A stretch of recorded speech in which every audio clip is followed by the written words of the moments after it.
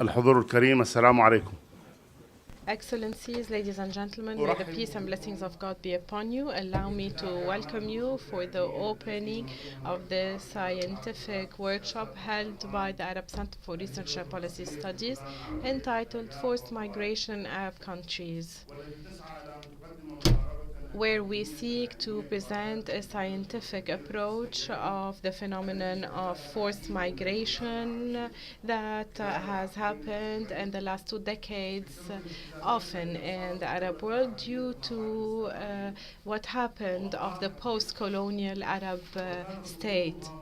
The fall of this Arab state was of great impact.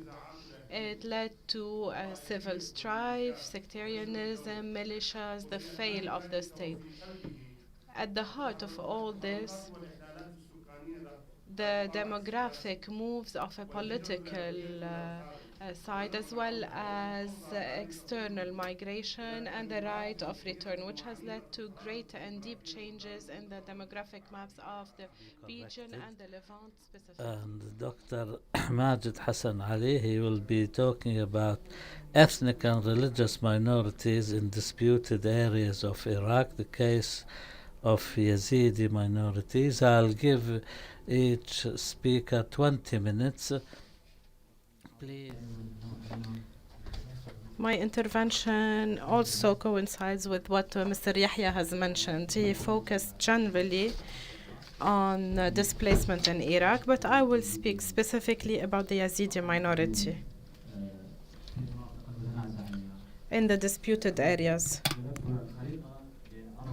I got the map to present to you the specific disputed regions or areas that not many people may know, because in Iraq there are divisions and distributions where you see most Shias focused in the southern and the middle of Iraq, and Sunnis in the north and middle, the Kurds in the far north in 3 provinces. The disputed areas are a dividing line between Arabs in the south, the Kurds in the north.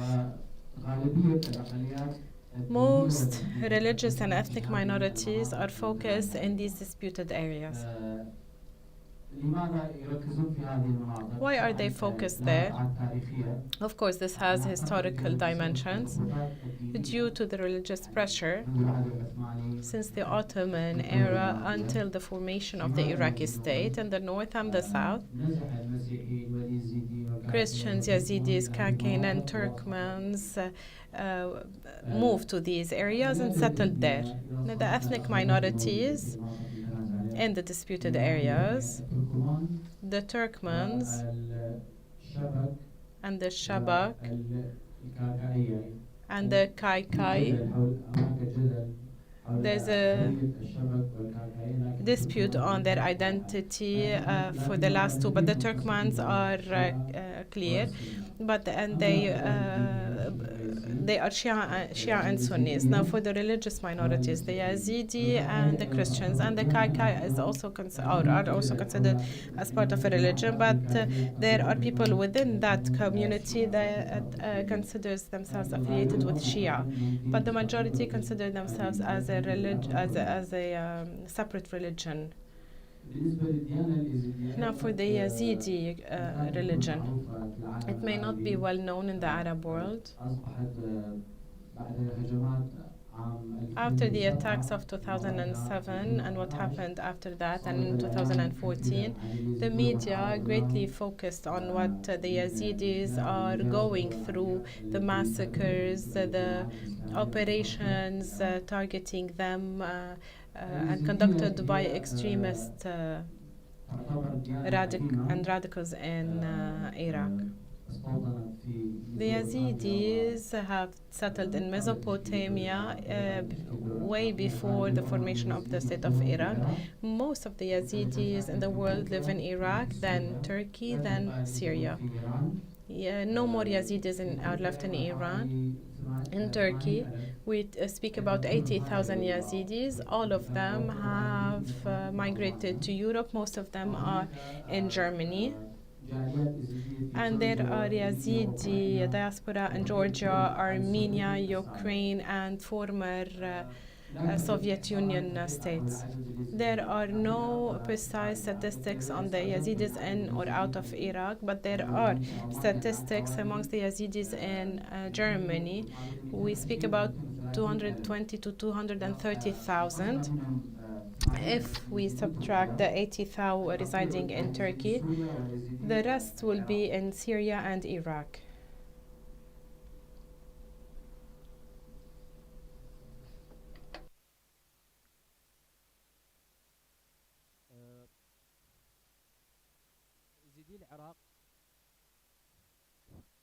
The Yazidis of Iraq. You can't hear me? For the statistics on the Iraqi Yazidis, there are no accurate statistics, but the last one we had in Iraq was from 1997. The Ministry of Planning in Iraq relied on those statistics, and there was a poll that happened with the exception of the Kurdistan of Iraq. With the Gulf War in 1991, the Yazidis were divided between the Kurdish area and the central government area.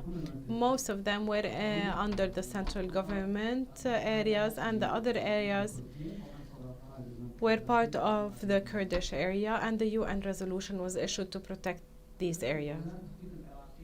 The Iraqi Ministry of Planning, until 15 of February 2003, spoke about around 281,000 Yazidis approximately. These are the ones in the region where this census happened. So if we combine the other 4 areas where they are mainly focused, they may go to 300,000 until 2003. But now, as per the research that I have done with the organizations in Kurdistan, they estimate them at 500 to 550,000. This is not the officially registered figure, but these are just estimates as per the demographic development and changes in Iraq. Now, if we speak about the theoretical aspect, the Yazidis historically have been under a lot of attacks and killings during the Ottoman era.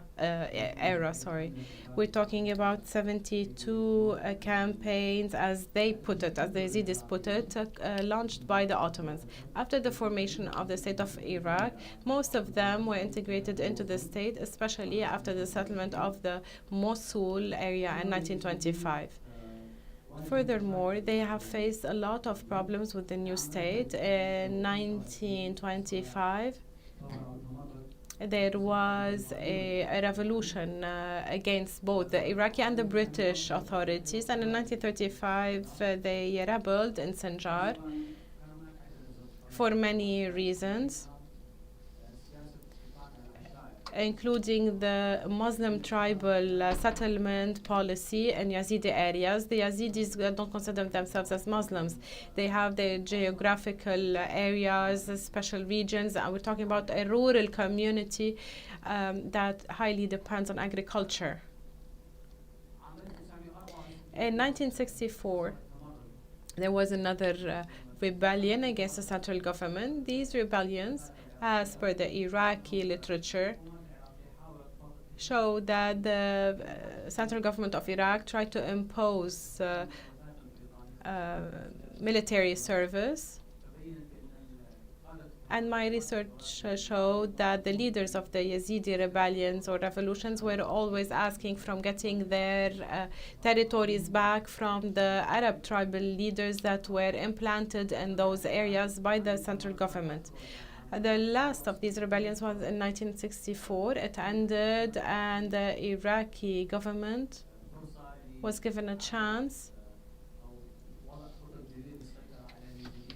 to draft new plans to control the Yazidis. In the 70s, many of their Yazidi villages were destroyed, and they were gathered in what we can call as forced groups or forced areas. They lived off farming and agriculture. Most of their villages were destroyed. They were gathered in big compounds. And I've reviewed the plans that focused on getting Arabs and Muslims around them. So this continued, and now the controversy continues about the identity, the issue of the identity.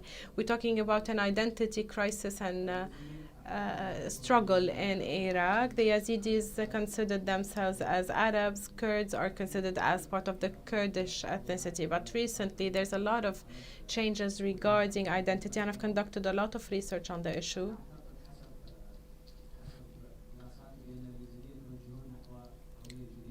And I think that the Yazidis are heading towards a new identity, which is an ethno-religious minority identity. So it's both a religion and an ethnicity.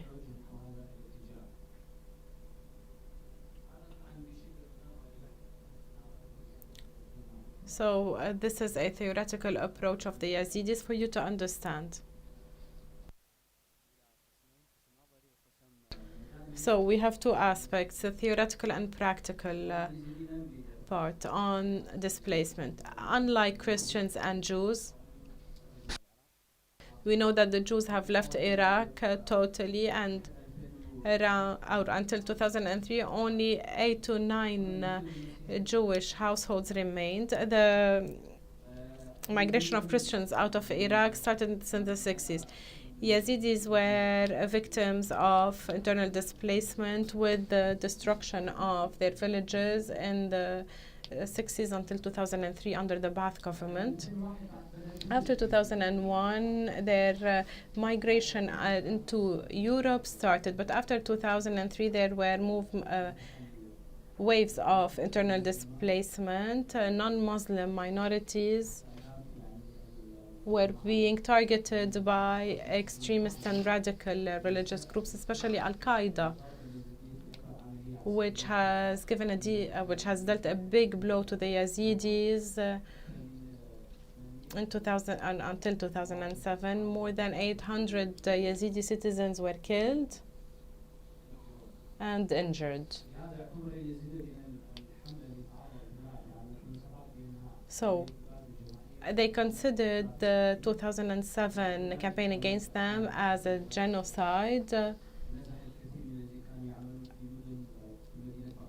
Many who were working in Baghdad and southern part of Iraq previously all moved to the Kurdish areas. In 2014, we know about the Daesh or ISIS attack on Nineveh and Sanjar and Sinai, as well as Kirkuk. These are disputed areas. At the beginning of the attack, 100,000 Yazidis moved to the mountain in Sanjar, knowing that it's a very protected area, that the mountain itself. The rest were able to flee through Syria, knowing that the Syrian Democratic Forces opened the channels or the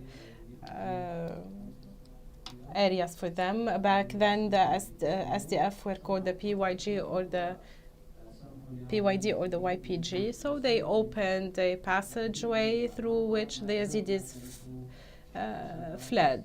We're talking about more than 10,000 Iraqi Yazidis in the Nowruz camp in Syria under the protection of the forces in the northern eastern part of Syria. The rest reached the camps in the Kurdistan of Iraq. There are 18 camps in Kurdistan for them, most of them in the Hoke province under the Democratic Party, Kurdish Democratic Party, and I've conducted a practical or a field search about them. At the beginning of their displacement,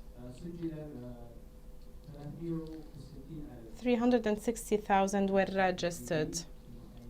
360,000 Yazidi internally displaced people, IDPs in the camp. 3 or 4 days before I visited Doha, I met with the Duhok province office for the registration of the IDPs. They gave me a new figure that shows that the number of Yazidis in the 18 camps that I already mentioned were around 190,000. And I asked, where did the rest go? They said they either returned to back to Sinjar or they've left to Iraq. They didn't know where they went. I think that around 80 to 90% of the Yazidis migrated after 2014 to Germany and other European countries. And some European countries have been receiving Yazidis and providing them with asylum, especially the ones that were greatly persecuted and imprisoned by Daesh, ISIS. I think around 40 to 50,000 returned to Sinjar.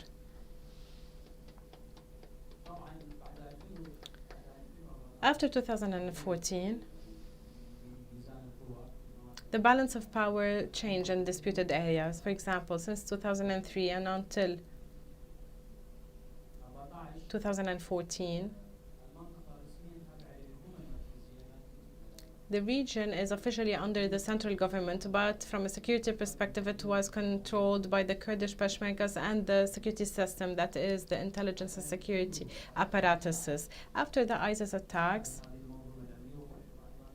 this security apparatus control was lost, and the Iraqi army lost a lot of territories.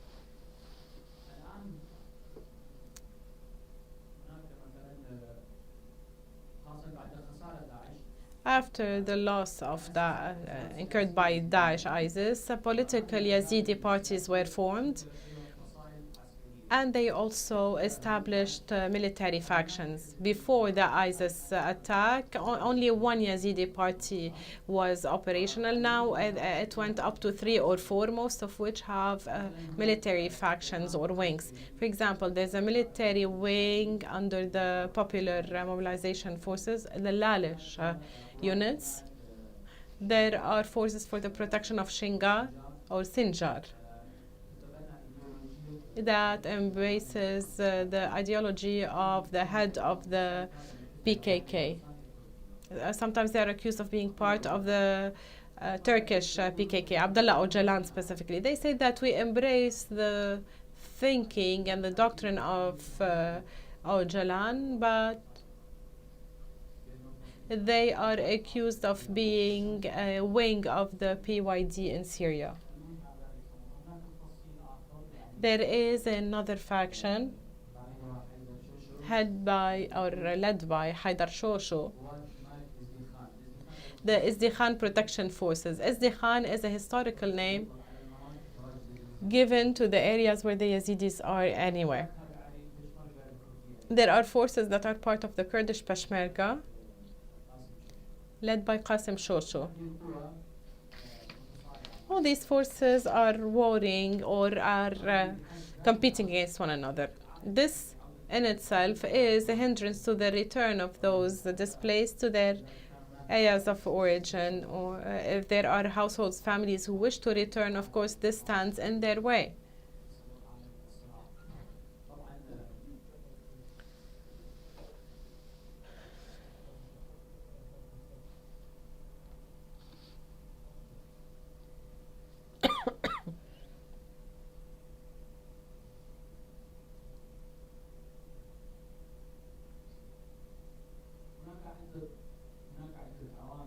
There are many factors that hinder the return of the Yazidi displaced to Sinjar and other disputed areas.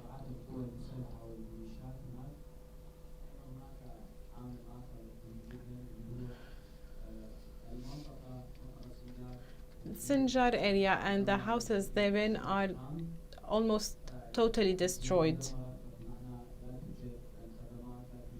This means that there are no services, no electricity, no water.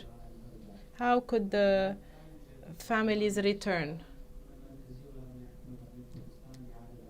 there's no focus or interest by the different governments to rebuild these areas, even though the ISIS role has ended there. Another element is that during the ISIS attack, many of the sons of the Sunni tribes and other tribes as well joined ISIS, even though they had good relations with the Yazidis before. But after ISIS emerged, they joined them due to the religious indoctrination that happened in ISIS, which has affected the social fabric of the region. The Yazidi areas in Sinjar, knowing that they're neighbors with those Arab tribe members, if those people are going to return, there's definitely going to be a lot of vendettas. So the area requires campaigns of solidarity for rebuilding the social fabric and solidarity, but there are no clear plans for the local, regional, and the central governments to deal with this issue.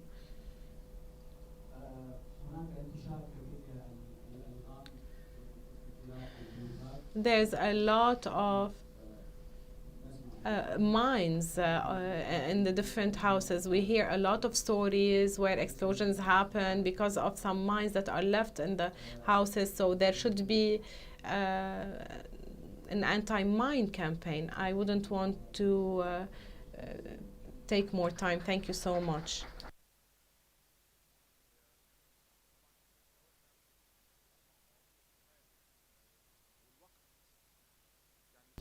Thank you. It's difficult to distribute time fairly, but we are refugees in Iran, and Dr. Majid Hassan Ali, according to the international law, we recognize each group as how they describe themselves or identify themselves. So how do Yazidis identify themselves?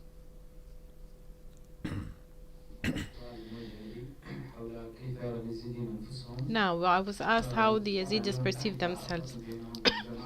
The UN defined them as part of a religious group that was greatly persecuted by the ISIS. ISIS didn't target them randomly. It was due to a specific reason. Many authors and Arab writers since the 20s to the 70s considered them as Satan worshippers, followers of Zarathustra, or Christians. The Yazidis didn't express themselves until the 70s. Why? Because they were never schooled. In the Ottoman era, the schools were military, and there was a continuous conflict with the Ottoman Empire. After the establishment of the new schools, the Yazidis started learning and getting educated, and the new generation emerged in the 70s, and they started writing articles. Of course, the official Iraqi government considered them as a Umayya group, but they didn't try to Islamize them or try to change their religion. That's officially. After the 70s, they started writing about themselves, and in the 90s,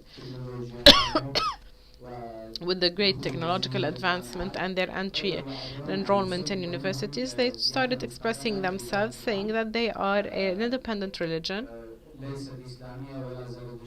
It's not a part of Zarathustra, Christianity, or Islam. Now, the Yazidis have an internal identity struggle. Religiously, there's no controversy, but the controversy is related to identity. Are they Arabs, Kurds, or a different ethnicity? They are undergoing a transformation. There are Yazidis that are related to the national parties and consider themselves as Kurds. And until 2003, there was a number of Yazidis, especially part of the Emiri family, because there is a certain religious structure and hierarchy. There was a wing of the royal family considering themselves as Arabs, but after 2003 they changed. There are parties inside the Yazidis and trends inside the Yazidis that consider themselves as an ethnicity and a religion. They're not Arabs, they're not Kurds in their perception. So these transformations are going to be defined by the future. Also outside of Iraq there are Yazidis that are affected by the Kurdish parties in Turkey and Syria, consider themselves as a part of the Kurdish ethnicity. The Yazidis of Armenia and Georgia and former USSR consider themselves as both a religion and an ethnicity and don't consider themselves as linked to the aforementioned ethnicities. Thank you. Thank you so much, the speakers, the participants.